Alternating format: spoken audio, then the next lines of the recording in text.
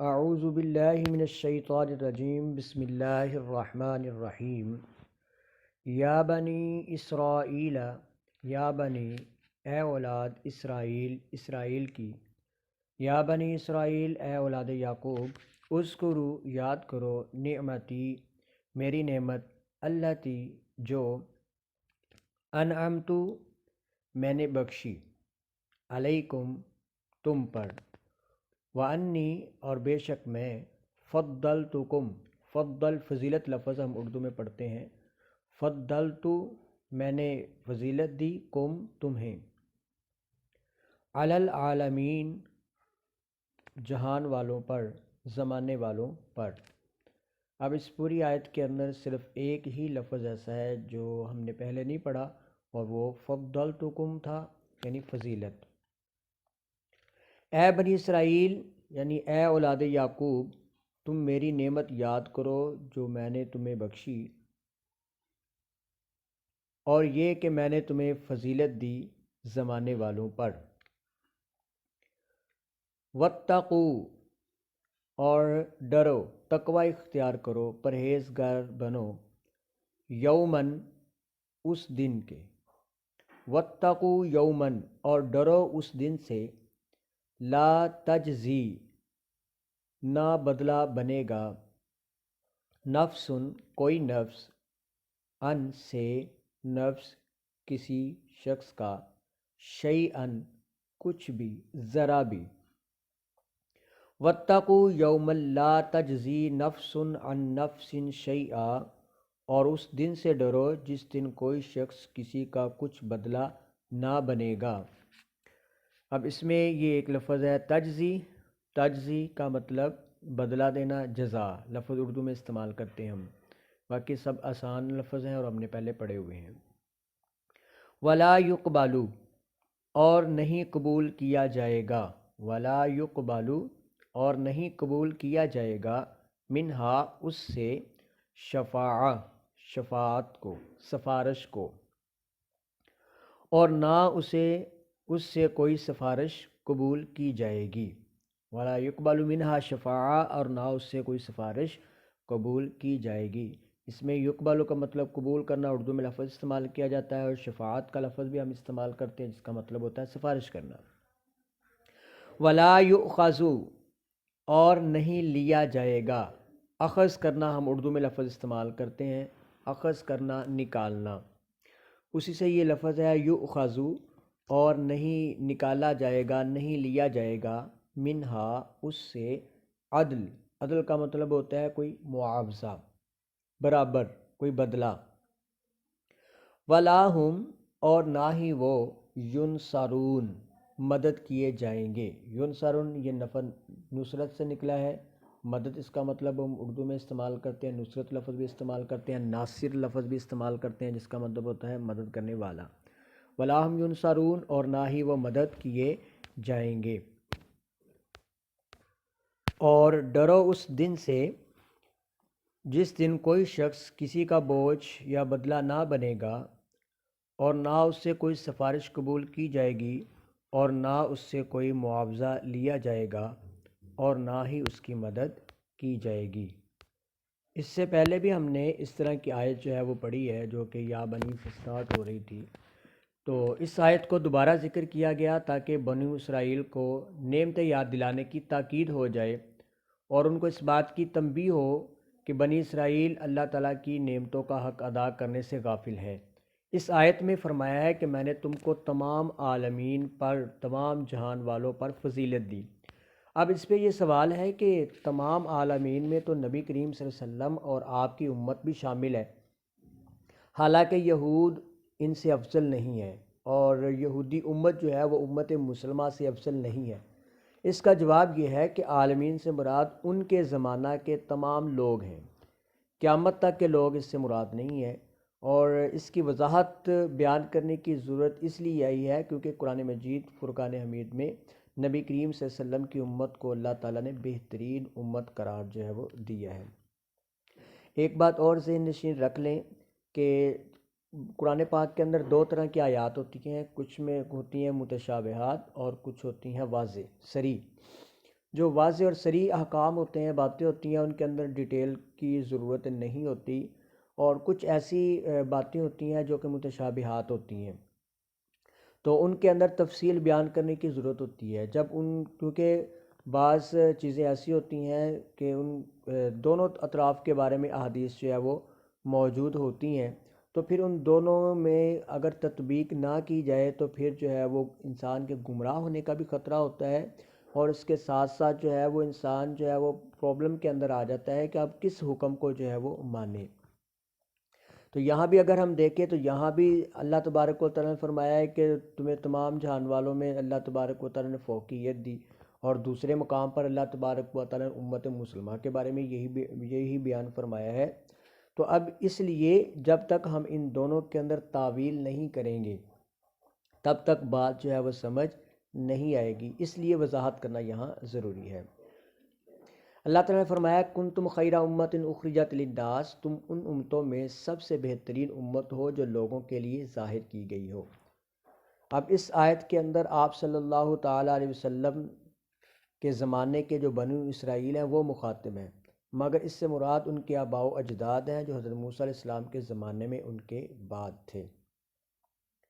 جنہوں نے اپنے دین میں کوئی تغیر اور تبدیلی نہیں کی تھی۔ یعنی کہ آیت ان کے بارے میں ہے، ان یہودیوں کے بارے میں جو آپ کے زمانے سے پہلے تھے، جنہوں نے دین کے اندر کوئی تبدیلی، کوئی تغیر نہیں کیا، اور نہ ہی انہوں نے کوئی تورات میں کوئی تحریف کی۔ تو اللہ تعالیٰ نے ان کو بہت نعمتیں عطا فرمائی تھیں۔ اللہ تعالیٰ کا ارشاد ہے جس کا ترجمہ کچھ یوں ہے، اور یاد کیجئے جب حضرت موسیٰ علیہ السلام نے اپنی امت سے کہا اے میری امت، اللہ کی وہ نعمتیں یاد کرو جو اس نے تم پر کی ہیں، جب اس نے تم میں انبیاء بنائے اور تم کو بادشاہ بنایا، اور تمہیں وہ کچھ دیا جو اس زمانے میں سارے جہانوں میں سے اللہ تعالیٰ نے کسی کو نہیں دیا تھا۔ اب یہ نعمتیں ان مخاطبین کے حق میں اس لیے نعمتیں ہیں کیونکہ آباء و اجداد کی فضیلتیں اولاد کے حق میں بھی شرف ہوتی ہیں۔ یعنی یہ نعمتیں تو ان کے بڑوں کو دی گئی تھیں، لیکن احسان ان پہ جتلایا جا رہا ہے، بات ان کو کی جا رہی ہے۔ تو اس کی وجہ یہ ہے کہ جو آباء و اجداد کی فضیلتیں ہوتی ہیں وہ اولاد کے حق میں بھی فضیلت ہوتی ہے، اس کے لیے وہ شرف کی بات ہوتی ہے۔ پہلی آیت میں اللہ تعالیٰ نے ان یہودیوں کو اپنی نعمت یاد دلا کر آپ صلی اللہ تعالیٰ علیہ وسلم اور قرآن پر ایمان لانے کی دعوت دی تھی، جو اس سے پہلے ہم نے رکوع پڑھا تھا۔ اور دوسری آیت جو اب سٹارٹ ہو رہی ہے، اس میں اللہ تبارک و تعالیٰ نے ان کو عذاب آخرت سے ڈرا کر ایمان لانے کی دعوت دی ہے۔ اب اس آیت کا خلاصہ یہ ہے کہ اے بنو اسرائیل، اگر تم نے اللہ کی نعمتوں اور اس کی دی ہوئی فضیلتوں کے تقاضے کو پورا نہ کیا اور آپ صلی اللہ تعالیٰ علیہ وسلم پر ایمان نہ لائے تو تم اللہ تعالیٰ کے عذاب سے کسی طرح بچ نہیں سکو گے۔ اب اس سے آگے والی جو آیت ہے، اس آیت کے اندر اللہ تبارک و تعالیٰ نے بچنے کی 4 صورتیں جو ہیں وہ بیان کی ہیں۔ ان میں جو سزا یافتہ مجرم ہوتا ہے وہ 4 طریقوں سے جو ہے وہ 4 صورتوں میں بچ سکتا ہے۔ ایک صورت یہ ہے کہ کوئی شخص یہ کہے کہ مجرم کے بدلے میں اس شخص کو سزا دے دی جائے، یعنی وہ کوئی اور شخص جو ہے وہ مجرم کے بدلے اپنے آپ کو پیش کر دے اور کہے کہ اس کی سزا جو ہے وہ مجھے دے دے۔ ایک تو صورت یہ ہوگی، اس صورت میں جو ہے وہ مجرم بچ گیا۔ اب دوسری صورت یہ ہے کہ کوئی شخص مجرم کی سفارش کر دے، کسی نے اس کی سفارش کر دی تو اس مجرم کو معاف کر دیا گیا، یہ دوسری صورت ہو گئی۔ اور تیسری صورت یہ ہے کہ کوئی شخص مجرم کی طرف سے کوئی فدیہ دے دے، یعنی اس کے جو ہے وہ اماؤنٹ جو ہے وہ اس کو پے کر دے، تو اماؤنٹ پے کر کے وہ اس کو چھڑا لے، یہ اس کی تیسری صورت ہوگی۔ اور چوتھی صورت یہ ہے کہ کوئی شخص دباؤ اور کسی شخص پر آپ دباؤ ڈال دیں، زور ڈال کر مجرم کی مدد کر دیں اور اس کو چھڑوا لیں۔ تو اللہ تبارک و تعالیٰ نے فرمایا ہے کہ ان 4 صورتوں میں سے کسی صورت میں بھی مجرم کو اللہ تعالیٰ کے عذاب سے چھڑایا نہیں جا سکتا۔ اب یہاں ایک اہم مسئلہ شفاعت کا مسئلہ ہے، اس ٹاپک پر ہم انشاءاللہ العزیز تفصیل کے ساتھ جو ہے وہ بیان کریں گے اور اس حوالے سے جو ہے وہ علم حاصل کریں گے، کیونکہ اس میں جو ہے وہ اہل علم کا اختلاف ہے۔ بعض افراد نے اس طرح کی جو آیات ہیں جس میں یہ ذکر ہے کہ کسی کی اللہ تعالیٰ سفارش قبول نہیں کرے گا، انہوں نے شفاعت سے انکار ہی کر دیا۔ انہوں نے کہا کہ سفارش جو ہے وہ کوئی کر ہی نہیں سکتا حشر والے دن، اور اگر کوئی کرے گا تو وہ قبول ہی نہیں ہوگی، جبکہ اس کے اپوزٹ احادیث مبارکہ جو ہے وہ موجود ہیں اور قرآن کی دیگر آیات بھی موجود ہیں۔ تو یہاں سے کچھ لوگ جو ہے وہ گمراہ ہو گئے اور اوروں کو بھی گمراہ کرنے کی کوشش کرتے ہیں۔ تو لہٰذا ہم اس ٹاپک پر بھی انشاءاللہ پوری ایک بات کریں گے، پورا ایک جو ہے وہ ہم اس کا مضمون جو ہے وہ بنائیں گے انشاءاللہ۔ اگلی آیت کے اندر اللہ تبارک و تعالی ارشاد فرمایا وَإِذْ، اور جب نجینا، نجات دی ہم نے، کم تمہیں، وَإِذْ نجیناکم، اور جب ہم نے نجات دی تمہیں، من آل فرعون، من سے آل، آل کا مطلب جو ہے وہ ریلیٹڈ لوگ جو ہوتے ہیں فرعون کے، فرعون اور ان کے جو ساتھی تھے، فرعون اور ان کے ساتھیوں سے تمہیں نجات دی، یسومو وہ تمہیں دکھ دیتے تھے، کم تمہیں۔ اب اس میں واو پڑھا ہوا ہے آپ نے، پہلے اس بھی پڑھا ہوا ہے، نجینا نجات دینا، اردو میں لفظ استعمال کرتے ہیں، کم اس یہ بھی ہم نے پڑھا ہوا ہے، من بھی پڑھا ہوا ہے، آل اس کے بارے میں بھی ہم اردو میں کئی استعمال کرتے ہیں، آل و اولاد لفظ استعمال ہم کرتے ہیں۔ فرعون کو کہتے ہیں، نام ہے، یہ ایک عہدے کا نام ہے، اس کی تفصیل ہم پڑھیں گے مزید۔ یسومونکم، یہ ایک نیا لفظ ہے، یسومو، سو لفظ ہم نے پڑھا ہے، سو برائی کو کہتے ہیں، تو اسی سے یہ لفظ ہے، وہ تمہیں تکلیف دیتے تھے، وہ تمہیں رنج پہنچاتے تھے، تکلیف دیتے تھے، برائی تمہارے ساتھ جو ہے وہ کرتے تھے۔ سو یہ آگے لفظ استعمال واحد بھی ہوا ہے اس کا، سو برا، وہ تمہیں دکھ دیتے تھے، برا سلوک تمہیں کرتے تھے، العذاب کا مطلب ہوتا ہے تکلیف۔ یذبحون، وہ ذبح کرتے تھے، ذبح کرنا اسی سے لفظ بنا ہے، یذبحون وہ ذبح کرتے تھے، ابناء، ابن کی جمع ابناءکم تمہارے بیٹوں کو، وَيَسْتَحْيُونَ اور زندہ چھوڑتے تھے، وَيَسْتَحْيُونَ حی لفظ زندگی، اسی سے لفظ حیات لفظ استعمال کرتے ہیں اردو میں ہم، وَيَسْتَحْيُونَ اور زندہ چھوڑتے تھے، نساء عورتوں کو کہتے ہیں، یہ بھی اردو میں لفظ استعمال کرتے ہیں، نساءکم تمہاری عورتوں کو، وفی اور میں، ذالکم اس، یعنی اس میں، وہ جو ذبح کرنا تھا اس میں، وفی ذالکم اور اس میں، بلا مصیبت کو کہتے ہیں، اردو میں بھی لفظ ہم استعمال کرتے ہیں، بلا مصیبت، وفی ذالکم بلا، اور اس میں ایک بہت بڑی مصیبت تھی، آزمائش تھی، من سے، رب تمہارے رب کی طرف سے، عظیم بڑی، تو اس میں تمہارے رب کی طرف سے ایک بڑی آزمائش تھی۔ دوبارہ سے پڑھتے ہیں، وَإِذْ نَجَّيْنَاكُمْ مِنْ آلِ فِرْعَوْنَ يَسُومُونَكُمْ سُوءَ الْعَذَابِ، اور جب ہم نے تمہیں آل فرعون سے رہائی دی، وہ تمہیں دکھ دیتے تھے، برا عذاب، یذبحون ابناءکم وہ تمہارے بیٹوں کو ذبح کرتے تھے،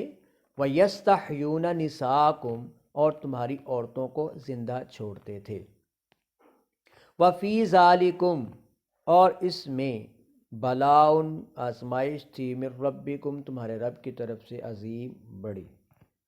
وَفِي ذَالِکُمْ بَلَاءٌ مِّن رَبِّکُمْ عَظِیم اور اس میں تمہارے رب کی طرف سے بڑی آزمائش تھی۔ اب اس سے آگے ہم اس کی جو ہے وہ تشریح کی طرف آتے ہیں۔ سورہ بقرہ کی آیت نمبر 49 سے لے کے آیت نمبر 60 تک اللہ تبارک و تعالیٰ نے بنی اسرائیل پر جو نعمتیں کی تھی ان میں سے 10 کا ذکر جو ہے وہ بیان فرمایا۔ ان میں پہلی نعمت جو بنی اسرائیل کو دی گئی وہ فرعون کے مظالم اور اس کے عذاب سے نجات تھی۔ فرعون بنی اسرائیل کو عذاب دیتا تھا اور ان سے طرح طرح کے کام لیتا تھا، بعض سے وہ مکان بنواتا تھا، بعض سے کاشتکاری کرواتا تھا، بعض سے مزدوری کرواتا تھا، اور پھر جن سے وہ کام نہیں لیتا تھا ان سے وہ ٹیکس لیتا تھا۔ ایک مرتبہ یوں ہوا کہ فرعون نے خواب دیکھا کہ وہ بیت المقدس جو ہے، بیت المقدس سے ایک آگ نمودار ہوئی اور مصر کے مکانوں کو لپیٹ میں لیتی ہوئی آئی اور قبطیوں کو جلا ڈالا۔ جو فرعون جس نسل سے تھا ان کو قبطی کہتے ہیں، تو قبطیوں کو اس نے جلا ڈالا اور بنی اسرائیل کو اس نے چھوڑ دیا۔ اس نے جادوگروں اور کاہنوں کو بلایا اور اس خواب کی تعبیر معلوم کی، تو انہوں نے کہا کہ جس شہر سے بنو اسرائیل آئے ہیں یعنی بیت المقدس سے، وہاں ایک شخص پیدا ہوگا جس کے ہاتھ سے مصر کے لوگ مارے جائیں گے۔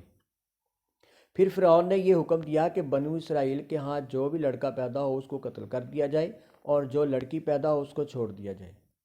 اس نے قبطیوں سے کہا کہ تمہارے جو بھی غلام باہر کام کرتے ہیں ان کو واپس بلا لو اور ان کی جگہ بنو اسرائیل سے کام لو، اور ان سے رذیل قسم کے یعنی حقیر قسم کے جو ہے ان سے کام لو۔ تو اس حوالے سورہ قصص کے اندر بھی جو ہے وہ اللہ تبارک و تعالی نے جو ہے بیان فرمایا ہے کہ بے شک فرعون نے زمین میں سرکشی کی اور اس نے اپنے اہل زمین میں الگ الگ گروہ کر کے ان میں سے ایک گروہ یعنی بنی اسرائیل کو کمزور کر رکھا تھا، ان کے بیٹوں کو ذبح کرتا اور ان کی عورتوں کو زندہ چھوڑ دیتا۔ بنو اسرائیل کے بیٹے مارے جا رہے تھے اور بنی اسرائیل کے بوڑھے قضائے الہی سے مر رہے تھے، یعنی بیٹوں کو تو وہ قتل کر رہے ہیں اور جو بوڑھے ہیں وہ ویسے ہی کام کے برڈن کی وجہ سے جو ہے وہ ان کی موت واقع ہو رہی ہے۔ تو ان میں کوئی بچہ بھی بڑا نہیں ہو رہا کیونکہ پیدا ہی نہیں جو ہے وہ ہونے دیا جا رہا، اس کو مطلب پیدا ہوتے ہی قتل کر دیا جاتا ہے۔ پھر قبطیوں نے کہا کہ بنو اسرائیل کے بچے بڑے نہیں ہو رہے اور بوڑھے مر رہے ہیں، اس طرح تو ان میں کوئی مرد باقی نہیں رہے گا، پھر ہم کام کس سے کروائیں گے؟ پھر فرعون نے یہ حکم جاری کیا کہ 1 سال بنو اسرائیل کے بیٹے ذبح کر دیے جائیں اور 1 سال چھوڑ دیے جائیں۔ پھر جس سال وہ ذبح نہیں کرتے تھے اس سال میں حضرت موسیٰ علیہ السلام کے بڑے بھائی حضرت ہارون علیہ السلام پیدا ہوئے اور ان کو چھوڑ دیا گیا، اور جس سال بچوں کو ذبح کیا جانا تھا اس سال میں حضرت موسیٰ علیہ السلام پیدا ہوئے۔ اب فرعون کے متعلق کچھ جو ہے وہ جان لیں کہ فرعون جو ہے وہ مصر کا جو بادشاہ ہوتا ہے اس کا لقب ہوا کرتا تھا، یعنی ایک عہدہ ہوتا ہے، جس طرح کہ ہمارے ہاں عہدہ ایک جو ملک ہے اس کے جو عہدہ بڑا ہوتا ہے اس کو ہم اب صدر کہتے ہیں یا وزیر اعظم کہتے ہیں، تو اسی طرح جو ملک ہوتے تھے ان پر جو حکومت کرتے تھے ان کے حکمران، ان کا یہ ایک عہدہ ہوتا تھا۔ تو جو مصر پر جو حکمران ہوتا تھا اس کو کہتے تھے فرعون۔ اسی طرح جو روم کا بادشاہ ہوتا تھا اس کو کہتے تھے کیسر، جو فارس کا یعنی ایران کا بادشاہ ہوتا تھا اس کو کہتے تھے کسریٰ، اور یہ یمن کا بادشاہ ہوتا تھا اسے کہتے تھے طبہ، اور حبشہ کا جو بادشاہ ہوتا تھا اس کو کہتے تھے نجاشی، اور جو ترک کا بادشاہ ہوتا تھا اس کو کہتے تھے خاقان۔ مسلمانوں کے بادشاہ کا لقب سلطان ہوا کرتا تھا، اور ہندوؤں کا جو بادشاہ ہے اس کا لقب ہوتا تھا راجا، اور جو انگلینڈ ہے اس کا جو بادشاہ ہوتا ہے اس کا لقب ہوتا تھا جارج۔ تو اس طرح یہ فرعون جو ہے وہ ایک لقب تھا، نہ کہ جو ہے وہ ایک عہدہ تھا، نہ کہ یہ کسی کا نام۔ اور وہ فرعون جو حضرت موسیٰ علیہ السلام کے مقابلے میں تھا اس کا نام تھا ولید بن مصعب۔ ولید بن مصعب اس کا نام تھا، جو حضرت موسیٰ علیہ السلام کے زمانے کے اندر فرعون تھا۔ اب اس کے بعد اگلی تفصیل لفظ آل کی ہے۔ لفظ آل جو ہے وہ ہم استعمال کرتے ہیں، عربی کے اندر بھی استعمال ہوتا ہے، جس طرح کہ ہم درود پاک میں پڑھتے ہیں آل محمد، تو یہاں لفظ استعمال ہوا ہے آل فرعون، یعنی فرعون اور اس کے ساتھی۔ تو یہاں پر علماء کا کچھ اختلاف ہے، کچھ آراء انہوں نے بیان کی۔ علامہ زبیدی جو ہے وہ لکھتے ہیں کہ کسی شخص کے اہل سے مراد اس کی بیوی اور اس کی اولاد ہے، اور اسی طرح انہوں نے آپ صلی اللہ تعالی وسلم کی حدیث پاک جو ہے وہ کوٹ کی، اور کچھ علماء کا موقف یہ ہے کہ آل سے مراد صرف بیوی اور اولاد ہی نہیں ہے، بلکہ اس سے مراد آپ صلی اللہ تعالی علیہ وسلم کے فرمان کے مطابق، جیسا کہ آپ نے فرمایا ہے کہ ہر متقی پرہیزگار میری آل ہے، تو اس سے مراد یہ ہے کہ جو بھی آپ صلی اللہ تعالی علیہ وآلہ وسلم کا فرما بردار ہے، متقی پرہیزگار ہے، نیک ہے، وہ آپ صلی اللہ تعالی وسلم کی آل کے اندر شامل ہے۔ اور اسی طرح یہاں جو لفظ استعمال ہوا آل فرعون، تو یہاں بھی اس سے مراد یہ ہے کہ وہ افراد جو فرعون کے دین پر تھے، فرعون کے پیروکار تھے، ان کو بھی اور فرعون کو بھی اللہ تبارک و تعالی نے ہلاک کر دیا۔ آگے بیان فرمایا وَإِذْ فَرَقْنَا بِكُمُ الْبَحْرَ، وَإِذْ اور جب فرقنا، فرقتو فرقنا ماضی متکلم کا صیغہ جمع متکلم کا، فرقنا ہم نے پھاڑ دیا، بکم تمہارے لیے، البحر دریا کو، سمندر کو، فانجینا فا تو انجینا نجات دی ہم نے، کم تمہیں، واغرقنا اور غرق کیا ہم نے، آل فرعون فرعون اور اس کے ساتھیوں کو، اس کے ماننے والوں کو، اس کے پیروکاروں کو،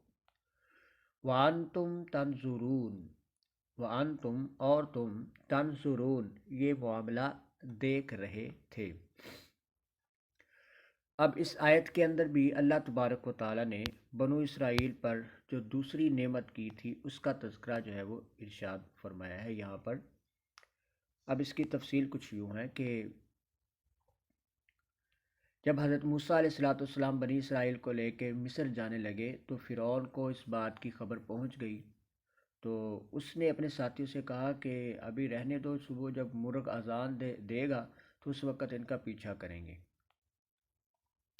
تو اس رات پھر مرغ نے اذان نہیں دی، جب صبح ہوئی تو فرعون نے ایک بکری ذبح کی، بکری ذبح کروائی اس نے، اور کہا کہ جب میں اس کی کلیجی کھانے سے فارغ ہوں تو یہاں 6 لاکھ قبطی جمع ہو جائیں۔ پھر 6 لاکھ قبطیوں کے ساتھ فرعون نے بنی اسرائیل کا پیچھا کیا، جو فرعون کو ماننے والے تھے اور اس کے پیروکار تھے، ان کو قبطی کہتے ہیں، فرعون اسی نسل میں سے تھا۔ ادھر حضرت موسیٰ علیہ السلام جب سمندر کے کنارے پہنچے تو ان کے اصحاب میں سے حضرت یوشع بن نون جو تھے، ان کو بعد میں نبوت سے بھی سرفراز کیا گیا، یہ بھی نبی ہیں۔ تو حضرت یوشع بن نون نے فرمایا، عرض کیا کہ اے موسیٰ علیہ السلام، آپ کے رب نے کس طرف سے نکلنے کا حکم دیا ہے؟ یعنی آگے اب دریا ہے، تو اب سمندر ہے، تو اب کس طرف سے ہم نے جانا ہے؟ تو حضرت موسیٰ علیہ السلام نے اپنے سامنے سمندر کی طرف اشارہ کیا اور آپ نے فرمایا کہ سمندر والا راستہ اختیار کرنا ہے۔ تو حضرت یوشع بن نون نے اپنا گھوڑا سمندر میں ڈال دیا، یہاں تک کہ جب وہ سمندر کی گہرائی میں پہنچا تو پھر وہ واپس آئے اور پھر پوچھا کہ آپ کے رب نے کہاں سے نکلنے کا حکم دیا ہے؟ اس طرح یہ واقعہ 3 مرتبہ ہوا۔ پھر اللہ تعالیٰ نے حضرت موسیٰ علیہ السلام کی طرف یہ وحی کی کہ اپنے عصا کو سمندر پر ماریں۔ جب حضرت موسیٰ علیہ السلام نے سمندر پر اپنا عصا مارا تو وہ 12 حصوں میں تقسیم ہو گیا، اور اس طرح جو ہے وہ راستے بن گئے، وہاں 12 راستے بن گئے، یہاں تک کہ حضرت موسیٰ علیہ السلام بنی اسرائیل کے 12 گروہوں کے ساتھ اس کو جو ہے وہ کراس کر گئے۔ بعد میں جب فرعون اور اس کے ساتھ قبطی اس سے گزرنے لگے تو سمندر آپس میں مل گیا اور فرعون اور قبطی وہاں غرق ہو گئے، اور اس سمندر کا نام تھا بحر کلزم۔ حضرت قتادہ رضی اللہ تعالیٰ عنہ نے کہا ہے کہ بنو اسرائیل کی تعداد اس وقت 6 لاکھ تھی، اور جو قبطی تھے ان کی تقریباً جو ہے وہ تعداد 12 لاکھ تھی۔ آگے اللہ تبارک و تعالیٰ نے ارشاد فرمایا وَإِذْ وَاعَدْنَا، وَإِذْ اور جب، وعد کا مطلب وعدہ کرنا، اردو میں لفظ استعمال کرتے ہیں، وَإِذْ وَاعَد اور جب وعدہ کیا، نا ہم نے، موسیٰ علیہ السلام سے، 40 لیلتاً راتوں کا، 40 راتوں کا ہم نے موسیٰ علیہ السلام سے وعدہ کیا، ثم پھر، اتخذ بنا لیا، تم نے، پھر تم نے بنا لیا، العجلہ بچڑے کو، یعنی پھر تم نے بچڑے کو اپنا معبود بنا لیا، من بعدہ، من سے، بعدہ اس کے بعد، وانتم اور تم، ظالمون ظالم بنے، وَإِذْ وَاعَدْنَا مُوسَىٰ 40 لیلۃً اور جب ہم نے موسیٰ علیہ السلام سے 40 رات کا وعدہ کیا، ثم اتخذتم العجل من بعدہ وانتم ظالمون، پھر تم نے بچڑے کو ان کے بعد معبود بنا لیا اور تم ظالم ہوئے۔ ثم پھر عفونا، ہم نے معاف کر دیا، عنکم تمہیں، من بعد اس کے بعد، ذالک اس معاملے کے بعد، لعلکم شاید کہ تم، تاکہ تم، تشکرون شکر ادا کرنے والے بن جاؤ، احسان ماننے والے بن جاؤ۔ ثم عفونا پھر ہم نے معاف کیا، عنکم تمہیں، من بعد ذالک اس کے بعد، لعلکم تشکرون تاکہ تم احسان مانو۔ وَإِذْ اور جب، آتینا ہم نے عطا کی، موسیٰ علیہ السلام کو، الکتاب کتاب تورات عطا کی، والفرقان اور حق اور باطل کے درمیان فرق کرنے والے احکامات دیے، لعلکم تاکہ تم، تہتدون ہدایت حاصل کر لو۔ وَإِذْ اور جب، قال کہا، موسیٰ علیہ السلام نے، لقومہ اپنی قوم سے، یا قومی، یا حرف ندا ہے، یہ علیحدہ اور قوم علیحدہ ہے، یا قومی اے قوم، انکم بے شک تم، انکم بے شک تم نے، ظلمتم ظلم کیا، انفسکم اپنے اوپر، باتخاذ بالیدہ اتخاذ کا مطلب ہوتا ہے بنانا، وہی یاخذ مصدر جو مصدر ہے اس کا مادہ، اخذ یاخذ،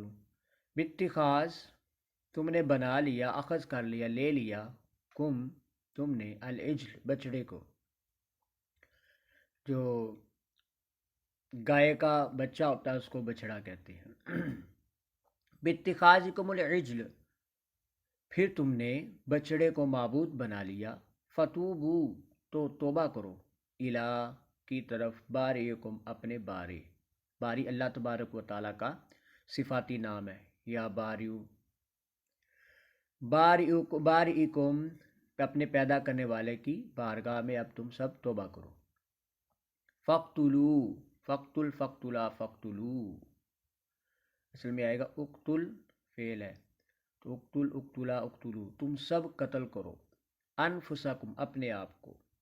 تو تم سب اپنی جانیں ختم کر لو، ذالکم یہ سب بہتر ہے، خیر بہتر ہے، لکم تمہارے لیے، ذالکم خیر لکم یہ تمہارے لیے بہتر ہے، عند بارئکم تمہارے پیدا کرنے والے کی طرف سے۔ اندہ کا مطلب ہوتا ہے پاس، حروف جارہ میں آپ نے پڑھا ہے۔ فتابہ تو توبہ کی،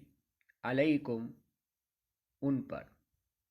فتابہ علیکم تو اس نے توبہ قبول کی تمہاری۔ اب جب توبہ کا لفظ اللہ تبارک و تعالیٰ کی طرف ہوتا ہے تو اس کا مطلب ہوتا ہے توبہ قبول کرنے والا، اور جب بندوں کی طرف ہوتا ہے تو اس کا مطلب ہوتا ہے توبہ کرنے والے۔ انہو بے شک وہ، هو التواب وہ توبہ قبول کرنے والا ہے، بہت زیادہ توبہ قبول کرنے والا ہے، الرحیم اور بہت زیادہ رحم فرمانے والا ہے۔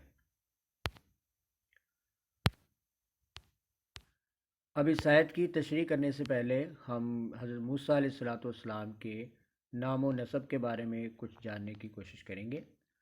تو لفظ موسیٰ عبرانی زبان کا لفظ ہے اور یہ 2 کلموں سے مل کر بنا ہے، منہ اور سا۔ منہ کا مطلب ہوتا ہے پانی اور سا کا مطلب ہوتا ہے درخت۔ تو حضرت موسیٰ علیہ السلام کو ان کی ماں نے فرعون کے خوف سے تابوت میں رکھ دیا تھا اور اس تابوت کو سمندر میں ڈالا تھا۔ سمندر کی موجیں اس تابوت کو فرعون کے گھر کے قریب درختوں کے جھنڈ میں لے کے آ گئی تھیں۔ تو فرعون کی بیوی آسیہ کو وہ تابوت ملا، اس نے اس تابوت سے بچہ نکال لیا، اور چونکہ یہ بچہ اسے پانی اور درختوں میں ملا تھا تو اسی جگہ اور اس جگہ کی مناسبت سے انہوں نے آپ کا نام موسیٰ رکھ دیا۔ حضرت موسیٰ علیہ السلام کا شجرہ نسب کچھ یوں ہے، موسیٰ بن عمران بن یسہر بن قائس بن لاوی بن یعقوب بن اسحاق بن ابراہیم علیہم السلام۔ اب آیات کی تفصیل کی طرف آتے ہیں۔ تو اس کی تفصیل کچھ یوں ہے کہ جب اللہ تبارک و تعالیٰ نے فرعون کے ظلم و ستم سے بنی اسرائیل کو نجات دی تو اللہ تعالیٰ نے حضرت موسیٰ علیہ السلام سے 30 راتوں کا وعدہ فرمایا۔ آپ نے ان سے فرمایا کہ تم جو ہے وہ 30 راتوں کے لیے میرے پاس جو ہے وہ آؤ، یعنی اللہ تعالیٰ سے ملاقات کرنے کے لیے۔ پھر جب وہ وہاں پہنچے تو اللہ تبارک و تعالیٰ نے 10 راتوں کا مزید اس کے اندر اضافہ کیا، اور 40 راتیں جو ہے وہ اللہ تبارک و تعالیٰ نے 40 راتوں کا وعدہ کیا۔ ان راتوں میں حضرت موسیٰ علیہ السلام نے اپنے رب سے ملاقات کی اور حضرت ہارون علیہ السلام کو بنی اسرائیل پر خلیفہ بنا کر گئے اور کہا کہ میں اپنے رب کے پاس جلدی میں جا رہا ہوں، تم میرے خلیفہ بنو اور مفسدوں کی پیروی نہ کرنا۔ یعنی اپنے بڑے بھائی حضرت ہارون علیہ السلام کو وہ ان کی طرف چھوڑ کے، ابھی وہ راستے میں آ رہے ہیں تو ان کو چھوڑ کے آپ جو ہے وہ اللہ تبارک و تعالیٰ کی طرف جو ہے وہ موو ہوئے۔ تو حضرت موسیٰ علیہ السلام اپنے رب سے ملاقات کے شوق میں جلدی چلے گئے تھے اور حضرت ہارون علیہ السلام کو اپنا قائم مقام بنا کے گئے تھے۔ اور ان لوگوں میں ایک شخص تھا جو کہ ایک کاہن تھا، جادوگر تھا اپنے زمانے کے اندر، اس کا نام تھا سامری۔ تو علماء نے بیان کیا ہے کہ اس مدت میں حضرت موسیٰ علیہ السلام اپنے صاحب کو چھوڑ کر چلے گئے تھے، حضرت ہارون علیہ السلام کو اپنا خلیفہ بنایا اور 40 راتیں وہاں ٹھہرے، اور پھر ان پر زمرد کی الواح میں تورات نازل کی گئی۔ زمرد کی الواح، الواح کا مطلب ہوتا ہے یہ تختیاں، زمرد ایک پتھر ہے، تو پتھر یہ زمرد بڑا خوبصورت جو ہے وہ پتھر ہے، اس کے طرح کی جو ہے وہ تختیاں تھیں، ان میں تورات کو نازل کیا گیا۔ اللہ تعالیٰ نے ان کو قریب کر کے سرگوشی کی اور ان سے ہم کلام ہوا۔ حضرت موسیٰ علیہ السلام نے یہاں تک کہ قلم کے چلنے کی آواز بھی سنی، اور علماء نے کہا ہے کہ آپ 40 راتیں وہاں رہے لیکن آپ باوضو نہیں ہوئے، کیونکہ آپ اللہ تبارک و تعالیٰ کی محبت کے اندر غرق ہو گئے، پھر دنیا ختم ہو جاتی ہے اس وقت۔ تو حضرت موسیٰ علیہ السلام سے تورات کے نازل کرنے کا وعدہ اللہ تبارک و تعالیٰ نے فرمایا تھا، تو موسیٰ علیہ السلام حضرت ہارون علیہ السلام کو خلیفہ بنا کر گئے تھے۔ تو جب بنی اسرائیل کے پاس قبطیوں کے وہ کپڑے اور وہ زیورات تھے جو آنے سے پہلے قبطیوں سے انہوں نے عاریتاً لیے تھے، ادھار لیے تھے، تو حضرت ہارون علیہ السلام نے ان سے فرمایا کہ یہ کپڑے اور زیورات تمہارے لیے مناسب نہیں ہیں، ان کو جلا دو۔ تو انہوں نے اس کو جمع کر کے آگ لگا دی۔ پھر جب حضرت موسیٰ علیہ السلام سمندر میں جا رہے تھے تو سامری جیسے پہلے میں نے بتایا کہ وہاں ایک کاہن تھا، ایک جادوگر تھا، اس نے وہاں جب وہ کراس کر رہے تھے، کراس کرنے کے لیے بنی اسرائیل کے ساتھ وہ بھی جا رہا تھا، تو اس نے حضرت جبرائیل علیہ السلام کو گھوڑے پر سوار دیکھا تھا۔ تو وہ چیز یہ نوٹ کر رہا تھا، جہاں جہاں حضرت جبرائیل علیہ السلام کا گھوڑا جو ہے وہ جا رہا تھا تو وہاں وہاں جو ہے وہ سرسبزہ اگ رہا تھا۔ تو اس نے اس بات کو سمجھ لیا کہ یہ کوئی متبرک جو ہے وہ ہستی ہے، اور اس کے جو گھوڑا ہے یہ بھی بڑا جو ہے وہ قابل عزت اور بڑی عظمت والا ہے، اس وجہ سے جو ہے وہ یہاں جو ہے وہ سرسبزہ جو ہے وہ اگ رہا ہے۔ تو وہاں سے اس نے جو ہے وہ ایک مٹھی جو ہے وہ خاک اٹھا لی تھی۔ پھر کیا ہوا کہ سامری کے پاس جو سونا اور چاندی تھے اس نے اس کو پگھلا کر اس کا ایک بچھڑا بنا لیا اور اس میں وہ مٹی ڈال دی۔ سونا چاندی جو پگھلایا گیا تھا، جلایا گیا تھا، اس کو اس نے جو ہے وہ ایک بچھڑے کی جو ہے وہ شکل دے دی۔ اس کے اثر سے اس مجسمہ سے بچھڑے کی اسی آواز بھی نکلنے لگ گئی، کیونکہ یہ زندگی دینے والی خاک تھی، متبرک خاک تھی، تو اس وجہ سے جو ہے وہ اس نے اس کے اندر جب ڈالی تو اس کے اندر جو ہے وہ بعض روایات کے اندر آتا ہے کہ اس کے اندر گوشت پوشت بھی جو ہے وہ چڑھ گیا تھا۔ پھر سامری نے بنو اسرائیل سے کہا کہ یہ تمہارا اور حضرت موسیٰ علیہ السلام کا خدا ہے، اور قوم جو ہے وہ اس کی پرستش کرنے لگی۔ حضرت ہارون علیہ السلام اور آپ سے ساتھ 12,000 دیگر افراد کے علاوہ سب نے جو ہے وہ بت پرستی جو ہے وہ شروع کر دی، اور اس گائے کے جو بچہ تھا اس کو پوجنا شروع کر دیا۔ اور جب ہم نے موسیٰ علیہ السلام کو کتاب اور فرقان دی، کتاب سے مراد تو تورات ہے، اور فرقان سے مراد حضرت موسیٰ علیہ السلام کے معجزات ہیں، جن میں عصا یہ آپ کا معجزہ تھا، ید بیضا یہ آپ کا معجزہ تھا کہ آپ اپنی بغل سے ہاتھ نکالتے تھے تو وہ سورج کی طرح روشن جو ہے وہ ہو جاتا تھا، لیکن وہ تکلیف دہ نہیں اس کی روشنی ہوتی تھی، حرارت نہیں ہوتی تھی، روشنی ہوتی تھی۔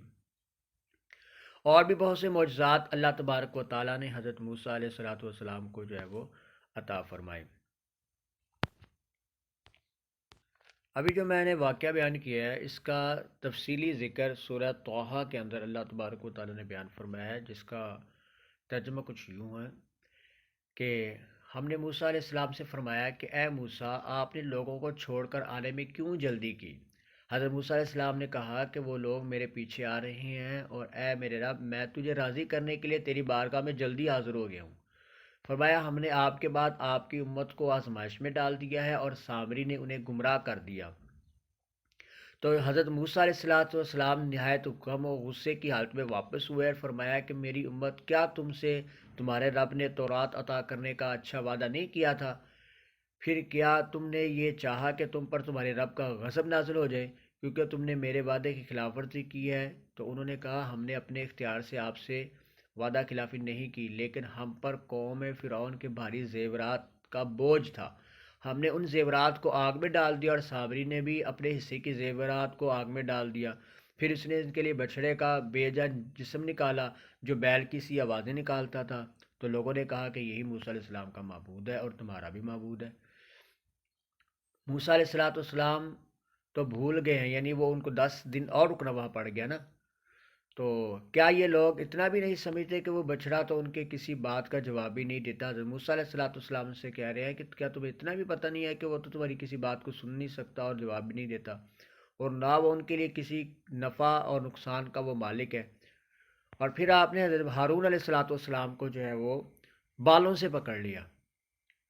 قرآن پاک میں آتا ہے اور بے شک ہارون نے پہلے ہی ان سے کہہ دیا تھا کہ اے میری قوم، اس بچڑے کے ذریعے تم آزمائش میں ڈالے گئے ہو، اور بے شک تمہارا رب رحمان ہے، سو تم میری اتباع کرو اور میرا کہا مانو۔ انہوں نے کہا ہم تو اسی کی پوجا پر جمے رہیں گے جب تک موسیٰ علیہ السلام ہمارے پاس واپس نہیں آ جاتے۔ تو جب حضرت موسیٰ علیہ السلام آئے تو انہوں نے ہارون علیہ السلام کو بالوں سے پکڑ لیا اور کہا کہ اے ہارون، جب آپ نے انہیں گمراہ ہوتے ہوئے دیکھا تو آپ کو کیا چیز مانے تھی کہ آپ نے میری اتباع نہیں کی؟ ان کو جو ہے وہ آپ نے سمجھایا نہیں، کیا آپ نے میرے حکم کی نافرمانی کی ہے؟ ہارون علیہ السلام نے کہا کہ اے میری ماں کے بیٹے، میری داڑھی اور میرے سر کے بالوں کو جو ہے وہ پکڑا، اس کو چھوڑ دیجئے۔ بے شک مجھے یہ ڈر تھا کہ اگر میں ان کو سختی سے روکتا تو آپ آئیں گے اور آپ کہیں گے کہ تم نے بنی اسرائیل میں پھوٹ ڈال دیا اور میرے حکم کا انتظار بھی نہیں کیا۔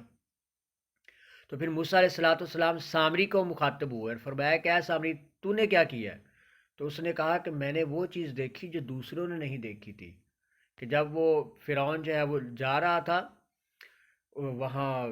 ان کے پیچھے بنی اسرائیل کے، تو اس وقت مجھے گھوڑی پر جبرائیل علیہ السلام نظر آئے تھے، تو میں نے جبرائیل علیہ السلام کی سواری کے نقش قدم کی مٹی ایک مٹھی جو ہے وہ بھر لی تھی، پھر میں نے اس کو بچڑے کے مجسمے میں ڈال دیا، اور میرے دل میں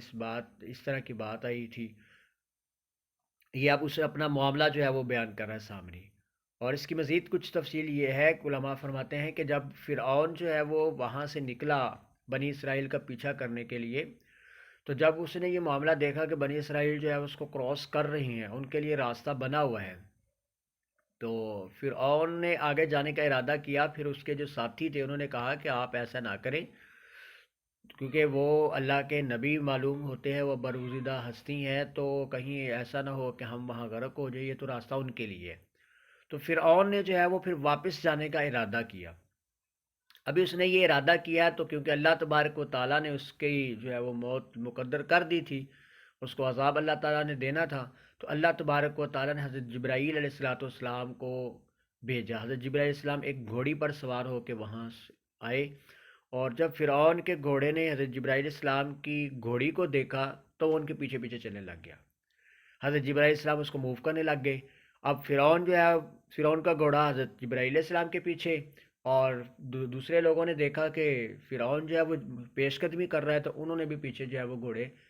جو ہے وہ چلا دیے۔ تو اس طرح جو ہے وہ فرعون کو اللہ تبارک و تعالیٰ نے اس حکمت عملی کے ساتھ جو ہے وہ وہاں غرق کر دیا۔ تو ایک روایت کے اندر یہ بھی آتا ہے کہ اللہ تبارک و تعالیٰ چاہتا تو فرعون کو وہاں بھی تباہ کر سکتا تھا، جس طرح کہ اللہ تعالیٰ نے پہلے طریقہ جو ہے وہ اختیار کیا ہے کہ وہاں پر جو ہے وہ اس پوری بستی کو ہی تباہ کر ڈالتا ہے۔ تو یہاں اللہ تبارک و تعالیٰ نے فرعون کو باہر لا کے غرق کیوں کیا ہے؟ تو اس میں نقطہ اہل علم بیان کرتے ہیں کہ اصل بات یہ تھی کہ اس کے جو فرعون کا محل تھا اس میں بسم اللہ الرحمن الرحیم لکھی ہوئی تھی، تو اس وجہ سے اللہ تبارک و تعالیٰ نے اپنے نام کی برکت کی وجہ سے اس بستی کو تباہ نہیں کیا، تو اس لیے جو ہے ان کو باہر لا کر جو ہے وہ تباہ کیا۔ بہرحال اس پہ جو ہے وہ ایک اشکال بھی پیدا ہوتا ہے کہ وہاں بسم اللہ جو ہے وہ کیسے لکھی جا سکتی ہے، وہ تو اللہ کو مانتے ہی نہیں ہیں یہ وہ۔ تو اس کی تفسیر وہ بیان کرتے ہیں کہ ہو سکتا ہے کہ کیونکہ فرعون سے پہلے جو بادشاہت تھی وہ بنی اسرائیل کی ہی تھی، حضرت یوسف علیہ الصلاۃ والسلام سے جو ہے وہ یہ معاملہ جو ہے وہ آگے چل رہا تھا، پھر جو ہے وہ کسی وجہ سے وہ ان کی حکومت ختم ہوئی تو پھر یہ حکومت آ گئی، تو محل تو وہی تھا، تو اس محل کے اوپر پہلے سے لکھا ہوا ہو، یہ بھی ہو سکتا ہے۔ تو اس طرح کی تعویلات جو ہے وہ علماء کرتے ہیں۔ تو بہرحال معاملہ جو بھی ہو، حضرت موسیٰ علیہ الصلاۃ والسلام نے جب سامری سے پوچھا، تو پوچھنے کے بعد جب اس نے بتایا کہ ایسے معاملہ جو ہے وہ ہوا، تو پھر حضرت موسیٰ علیہ الصلاۃ والسلام نے فرمایا کہ تو دفع ہو جا، بے شک اب زندگی بھر تیری یہی سزا ہے کہ تو یہی کہتا پھرے گا کہ مجھے نہ چھونا، اور تیرے لیے عذاب کا وعدہ ہے جو ہرگز تجھ سے نہیں ٹلے گا، اور اپنے اس معبود کو بھی دیکھ جس کی پوجا میں تو نے جو ہے وہ پوجا کی تھی، ہم اس کو ضرور جلا کر بھسم کر دیں گے، پھر اس کی راکھ کو اڑا کر دریا میں بہا دیں گے۔ تمہارا معبود صرف اللہ ہے جس کے سوا کوئی عبادت کے لائق نہیں ہے، جس نے اپنے علم سے ہر چیز کا احاطہ کیا۔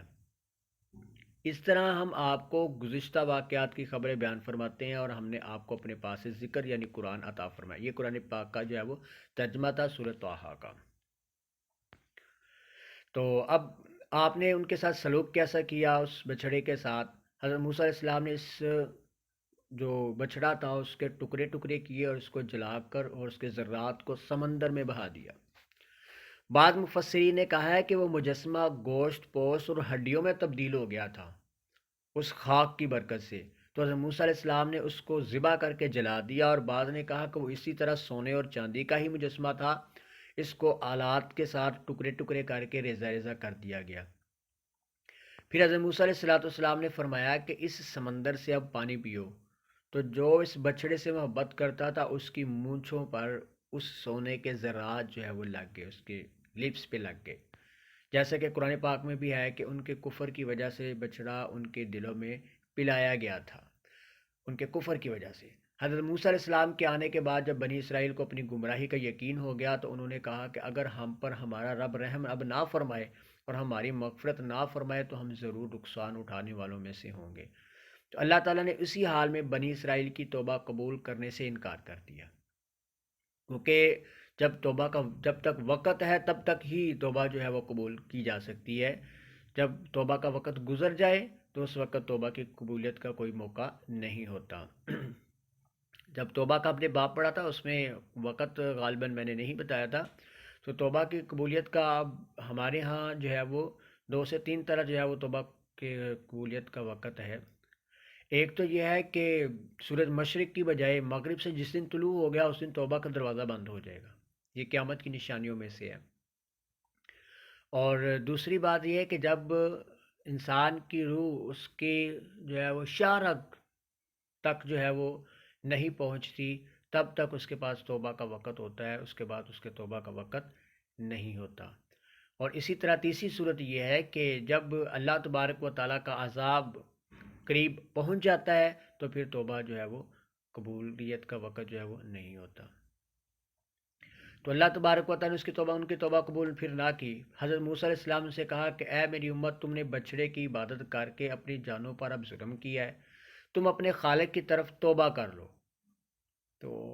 توبہ کرنے کا طریقہ اللہ تبارک و تعالیٰ نے جو ان کو کہا کہ یہ تم ایسے کرو، تم ایک دوسرے کو قتل کر دو، اگر تم ایک دوسرے کو قتل کر دیتے ہو تو پھر تمہاری توبہ قبول ہے۔ پھر کیا ہوا؟ پھر انہوں نے 2 صفیں بنائیں، ایک صف میں بچھڑے کی عبادت کرنے والے کھڑے ہوئے اور دوسری صف میں وہ کھڑے ہوئے جنہوں نے بچڑے کی عبادت نہیں کی تھی، اور انہوں نے پھر جو ہے وہ اس بچڑے کو پوجنے والوں کو قتل کر دیا، اور اس وقت 70,000 افراد جو ہے وہ قتل کیے گئے تھے۔ اور حضرت موسیٰ علیہ السلام اور حضرت ہارون علیہ السلام نے اللہ تعالیٰ سے پھر دعا کی کہ اے رب، اس طرح تو سارے بنو اسرائیل ہلاک ہو جائیں گے، تو اے رب بقیہ کو معاف فرما۔ تب پھر اللہ تبارک و تعالیٰ نے انہیں ہتھیار پھینکنے کا حکم دیا۔ اب جو قتل ہو گئے تھے وہ شہید قرار پائے، کیونکہ اللہ تعالیٰ نے ان کی توبہ کو قبول فرما لیا تھا، اور جو بچ گئے تھے ان کا کفارہ ہو چکا تھا۔ تو اب یہ جو توبہ کا طریقہ کار جو ہے وہ اللہ تبارک و تعالیٰ نے اپنایا، یہ خاص طریقہ بنو اسرائیل کا تھا، اور یہ ان کی توبہ قبول اس طرح جو ہے وہ اللہ تبارک و تعالیٰ نے کی۔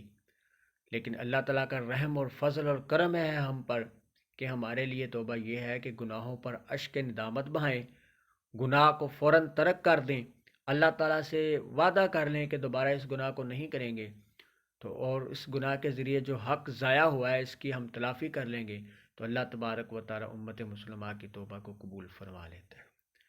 تو یہاں یہ دیکھنے کو ملتا ہے کہ اللہ تبارک و تعالیٰ پچھلی جو قومیں تھیں ان کے لیے جو ہے وہ توبہ کس انداز کے ساتھ جو ہے وہ ان سے جو ہے وہ لی جاتی تھی، کتنا جو ہے وہ بالکل اپوزٹ جو ہے وہ رویہ تھا ان کی توبہ کو قبول کرنے کا۔ تو امت مسلمہ کے ساتھ اللہ تبارک و تعالیٰ کی خاص رحم کرم فضل جو ہے وہ شامل ہے۔ تو اللہ تبارک و تعالیٰ سے دعا ہے کہ اللہ تبارک و تعالیٰ ہمیں اللہ تبارک و تعالیٰ سے توبہ کرنے کی توفیق عطا فرمائے، اور ہمیں دنیا کے اندر اسلام پہ عمل کرنے والا بنائے، اور ایمان پر ہمارا جو ہے وہ خاتمہ فرمائے، آمین۔ اللہ حافظ۔